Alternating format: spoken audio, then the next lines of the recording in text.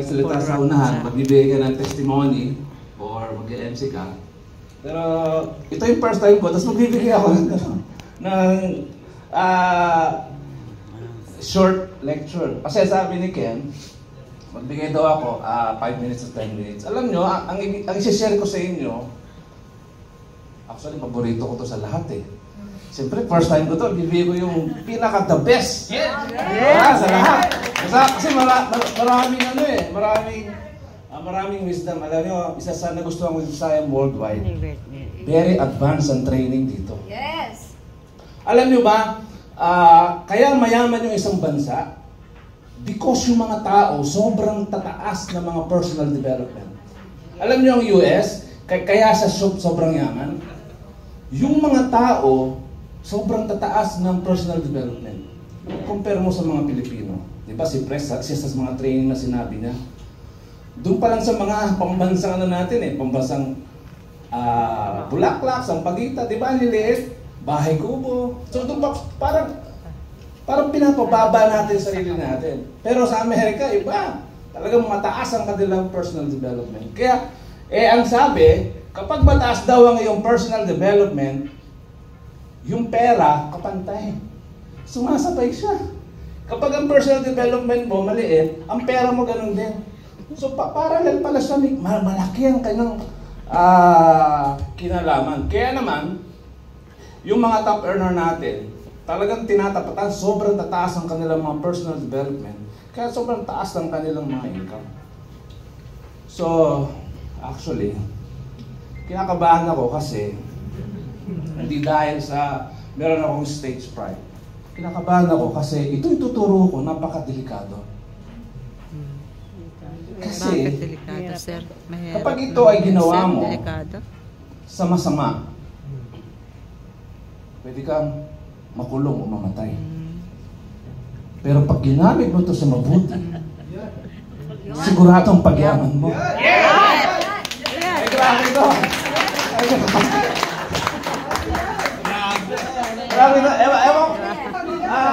Marami na ako mga training na nadinig dito sa IAM, pero parang hindi ko pa siya nadinig dito. May nag-record ba? Itong training na ito, dito galing sa akin. Alam naman tayo, palabasan tayo ng mga book. Isang libro ito. Pero i-discuss ko lang sa inyo sa loob na 5 minuto. Kaya focus kayo Itong libro na to ay sinulat ni Dr. Robert Cialdini. Kilala niyo ba siya? Ay, buti na lang wala nakakilala. Isa siyang psychology na nag-aaral siya ng behavior ng mga tao. Meron siyang isang libro na sinulat na ang title ay The Science of Persuasion. Natinig din na ba yan? Sikat yung libro na yun, ha? Yung Science of Persuasion, sinulat yun ni Dr. Robert Cialdini for 60 years. So ito i-discuss ko sa inyo, hindi ito katang isip ko. For 60 long years pinag-aralan to. At proven na talagang very effective. All you have to do is to know it. Kaya pag ito nalaman nyo, alam nyo dito sa ating negosyo, yes and no lang yan di ba? Pag ang isang prospect mo nag-no, siyempre walang pera. Dito ka lang pera sa yes. At ito i-discuss ko sa inyo. Pag ito natutunan nyo, it is almost impossible na ang prospect nyo mag-no. Yes. Yes. Ito i-discuss ko sa inyo, hindi lang ito sa networking. Kung ikaw ay isang lalaki, binata na nanliligaw, ay grabe. Ay, grabe. You will say, thank you, Mentor Eman, I do it. Kasi pag ito ginawa mo, bukas sa bukas mapapasagot mo yung nililigawan mo. Kung ikaw ay nasa real estate, oh my God. Kung ikaw ay binibenta ng isang product, it is almost impossible na hindi bumili sa iyo ang isang tao ang binibenta mo. How much more sa ating business? Natakot ako eh. The science of persuasion. Pag sinabing science, ano ibig sabihin nito? Wala nang question. Pinag-aralan, facts. It's about facts. Ikikilil mo yung spelling, ha? Baka ibang ano yun. The science of persuasion. Persuasion means, ito yung mapo-persuade mo. Mako-convince mo isang tao. There is science daw sa pag-convince sa isang tao. Interesting ba yung topic? Yes! There is science! Kasi, kadalasan kasi nadidinig ko, sinasabi, basta gawin mo lang, tuloy ka lang. Actually, tama rin yun, walang problema. Alam niyo ba kung bakit? Kasi habang halimbawa, baguhan ka lang sa IAM, kumausap ka lang na kumausap, walang problema. Bakit? Sa dami na kinakausap mo, gagaling ka eh. Yes. Sa una, ang ratio mo is 10:1. So, ibig sabihin, sa 10 kinausap mo, isa lang ang mag-join. Pero habang gumagaling ka, dahil mo kinakausap, hundreds ang kinakausap mo, time will come, magiging 10:5. Ibig sabihin, sa 10 kinausap mo, 5 na nag-join. Ibig sabihin, gumagaling ka, yung ratio mo tumataas. Okay lang din naman yun. Kaso ituturo ko sa inyo yung shortcut. Medyo target talaga mas mabilis. Pag ito natutunan mo, sa umpisa pa lang, grabe. Okay, ito yon. Ang tawag natin dito ay Clarks. Ang ibig sabihin ng C ay consensus. Tulad ng sinabi ko, isang libro, susulat ko na lahat ha. Liking, isang libro ho ito, pero pipilitin ko tapusin in less than 10 minutes. Yung A, ano nga ba yung A? Ito, reciprocity. Ano yung lang spelling ha? Reciprocity. Dito ay consistency. Ano ba? Clark. S. Ano ba ito? Scarcity. Itong A. Authority. Galing na siya. Ay, nadinig na niya kasi ito 5 years ago. Oh my God. Mga mens. Get ready. Ano ibig sabihin ng consensus? Isang libro to, ang daming explanation, pero iyanin ko na lang, no? Sa pamamagitan ng isang example, siguro maintindihan nyo. Dito tayo sa consensus. Ano ibig sabihin ng consensus? Ito daw yung ang tao daw, na-attract siya kapag doon, example na lang, sige. Nandun ka sa isang lugar, hindi mo alam yung area bago sa'yo. Nagugutom ka, gusto mong kumain. Meron 2 restaurant. Yung isang restaurant, ang daming kumakain sa loob. Yung isang restaurant, walang kumakain. Ang dami, haba ng pila. At ang daming kumakain. Ikaw, nag-iisip ka kung saan ka kakain. Saan ka kakain dyan? Sa marami. Bakit? Siyempre. Bakit mo naisabing, bakit masarap? Bakit? Natingnan mo na yung menu? Na ano mo na ba? Marami. Kasi maraming Because maraming kumakain. Yes. Ang sabi ni Robert Cialdini, ang tao daw, kapag nakita niya na yung isang product o isang restaurant, maraming tumatangkilik, kahit hindi siya gumawa ng research, sigurado siya na iyong restaurant na yon masarap ang pagkain. Yes. So maraming example to So bibilis na natin. Liking. Ang sabi ni Dr. Robert Cialdini, likes at sa magnet kasi, likes repel, opposite attracts. Sa tao daw iba. People, same attracts. Kaya nga meron tayong kasabihan, same feathers flock together. Kaya nga, dito tinuturo din yun yung ABC rule. Halimbawa, isa akong engineer. Kapag ako nag-testimony about products o about kitaan na isang engineer, at mayroong mga engineer dyan, matindi ang attraction nun. Diba? They tend to believe dahil same kami, paras kami engineer eh. O aba, isa akong gwardiya. Kumita ako ng milyon-milyon. Aba, pag may mga gwardiya nakaupo dyan, aba, ako di ka.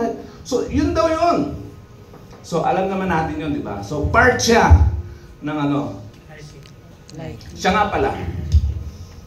Ang sabi ni Robert Cialdini, itong maganda. Actually 7 yan eh. Yung revision ng libro niya, 7, pero 6 na lang muna, saka na yung isa. Pag nabigyan ako ng chance, ulit magsalita. Ang sabi ni Robert Cialdini, isa lang daw ditong gamitin mo, okay na. Isa lang. Hindi mo kailangan gamitin lahat. Isa lang. Ha? Sabi din yan sa liking, hindi ka daw matatanggihan ng isang tao kapag gusto ka. Kaya very effective yung kapag ikaw ay nasa IM, sigurado yung jowa mo, IM na rin. Kaya pag ikaw ay nasa IM, yung asawa mo hindi nag-join, yung sabihin hindi ka na gusto.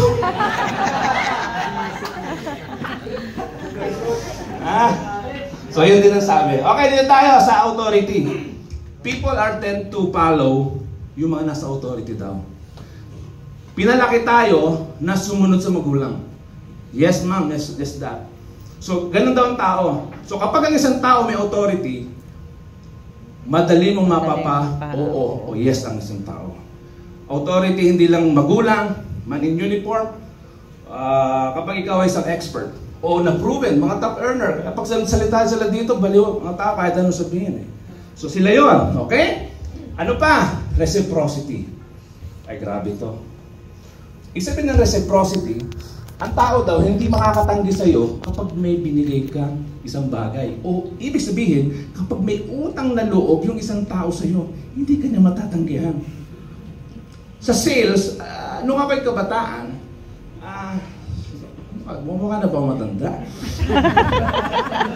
46 na po ako, mga minutes. Nung ako'y nagbabas, sumasakay ng bus nung ako ay nag-aaral, lalo na pag nasa probinsya, may mga alam yung nagbebenta ng mamukha puno, ng candy. Yes. Anong ginagawa nila? Ang kagaling, ngayon ko lang naintindihan yun.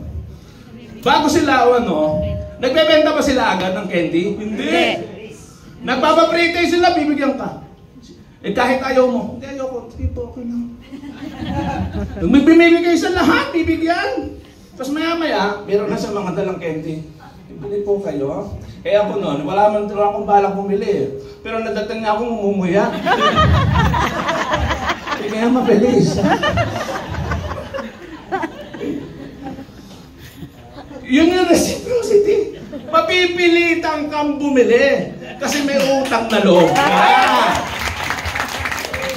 Kaya nagpapapretase eh. Pwede niyong gawin yan. Halika dito, kain tayo sa Burger King. Tapos, alam mo, ang dami ng tao dito ingay. Tanga tayo dun sa tabi ng Burger King, dun sa taas. Papuntay mo dito, baliw yun, di makakatanggi yun. O, diba? Marami yan. Consistency. Ito naman yung, kapag ang tao daw ay consistent sa ginagawa niya, attracted dun sa iba. Ang tao hindi attracted dun sa mga tao na paiba-iba ng ginagawa. Kaya kapag ikaw ay nag-IM, tapos nasa ibang company ka after 1 year, sa ibang company, hindi ka, kaya yung iba wala nang makuha eh. Pero kapag ay consistent, tuloy-tuloy, walang alisan, dire-diretso, very attracted dyan sa mga tao. So gawin mo lang, consistent ka lang sa ginagawa mo. And the last but not the least, ang scarcity. This is very effective to kapag sa mga products. Pag nakakita kayo ng product na clearance sale, pumunta ka sa mall, wala kang balak bilhin, wala, gusto mo lang magpalamig, maglakad, may daanan ka, clearance sale. Tapos may sapatos dun na, isa na lang ito, wala nang iba, 50%, bilhin nyo na. This is the last model, the last design. Tapos binili mo, pagbalik mo pinabukasan, ba't meron ka? Inistray lang ka. Scarcity means, ubus na, malapit na maubos. Tama ba? Yes. Uubos. So, kaya nauso yung mga sale mga clearance sale, very attractive yun. Kaya nga, meron sa reels nun nakapanood ko yung diamonds, yung earrings. Ay, sabi ng babae, Chinese, hindi yan for sale Kasi sa mga sa mga ninuno ko yan, magkano bibili ko? 100,000. O sige na nga, binili niya. Tapos nung pag-alis, meron pa pala ang daming stock. So, scarcity. So, ang sabi ni Dr. Robert Cialdini, oh my gosh, isa lang ang gawin mo dyan o dalawa, at least alam mo yan. It is almost impossible na magno sa'yo ang isang tao. Ito ang pinakamatindi na isi-share ko sa inyo. Merong isang bagay na tinatawag kong IA. Ngayon nyo lang ito madidinig kasi ano ko lang to? Akin lang yan. Wala yan sa libro, wala sa Google, wala yan sa kahit saan. Kapag in-encapsulate mo ito, kasi bawat isa dito kasi very powerful eh. Isa lang dito maintindihan mo, grabe yan. How it? Kung lahat ng anim na yan, pagsabay-sabayin mo sa isa mong kausap, ay grabe. Sabog ang utak niya. It is impossible. Merong way. At ito, kaya mong pagsabay-sabayin yan ng isang ganun lang. Ito na napakaganda. Paano? Ito yun. Ito yan. Napakaganda nito. Sana mapanood ni Press.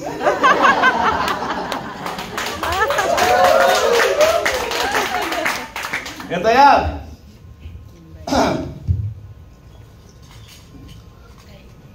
Meron kasi tayong tinatawag na centering. It means invite. A means attend. Napakasimple. Ibig sabihin, mag-i-invite ka lang dito sa office at a-attend ka lang. That's it. Alam nyo, ma-apply mo na to agad. You listen. Kapag ang invite mo, nandito sa office, umattend, nakita niya, wow, ang daming tao! Consensus. Check.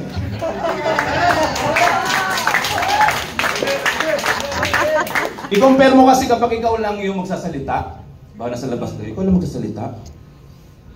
Tapos, bawa sa isang room, na doon kayo sa isang room, tapos isa ka lang, dalawa lang kayo, walang dating eh. Walang consensus eh. Pero kapag madami, iba. Ang dami. Kung scam ito, marami na scam. Pero hindi totoo, ang dami artista, oh. Ano pa? Liking. Siyempre, alam naman natin to. Marami tayo dito na kaya yung simpleng posture ng mga NC. Sino dito yung mga first timers? Di ba tinatanong? Tataas. Wow! Palakpakan naman natin ang mga first timers. Tayo po mga first timers, palakpakan naman natin. Yung simpleng gesture na yun, oh my God, that's so powerful. Kasi, feeling ng mga first timer, wow, I'm so special here. Liking, check. Authority. Ay, grabe. Yung mga nagsasalita dito, may mga resulta na, di ba? Kahit walang resulta, may mga itsura naman.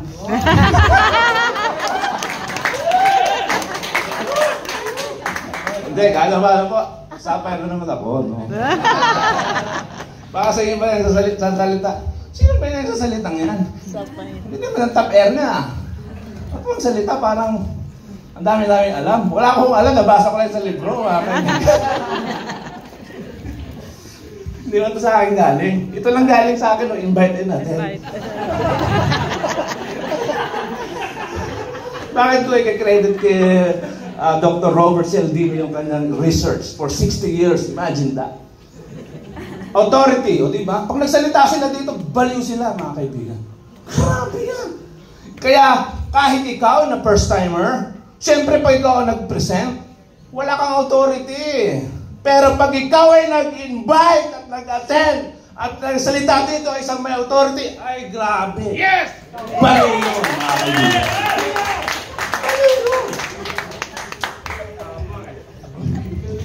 Reciprocity. Reciprocity. Simple lang yan. Nilibre mo sa Burger King eh. Check na agad yan. Nilibre mo eh.